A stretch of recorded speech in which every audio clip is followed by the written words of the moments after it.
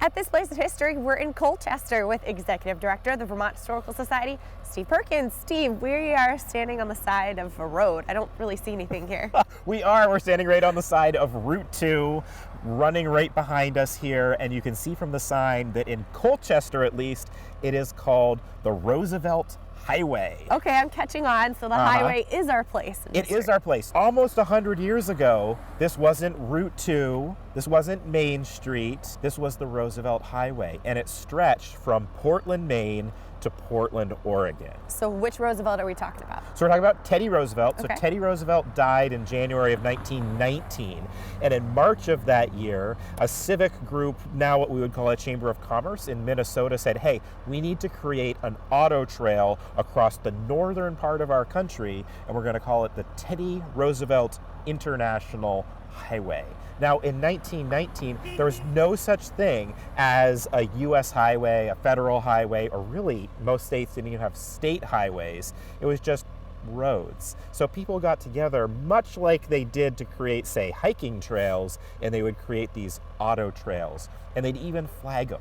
So the Teddy Roosevelt International Highway had painted flags or painted markings on telephone poles that told you that you were still on the Teddy Roosevelt Highway. Was there any sort of cultural significance or reputation to the road, like maybe Route 66 or something like that? I think similar, and I think their idea was to copy the Lincoln Highway, which had started a few years earlier, which went from Philadelphia on over to the western United States, right across the center of the country, again, piecing together existing roads. And it was really seen as a tourism program, and a lot of state business organizations are the ones that sponsored it. So you had automobile clubs and tourism organizations that funded maps and brochures, and the idea was to get people to drive their cars to your area, or better yet, take the whole route across the country. In 1921, a guy named James P. Taylor, who ran what we now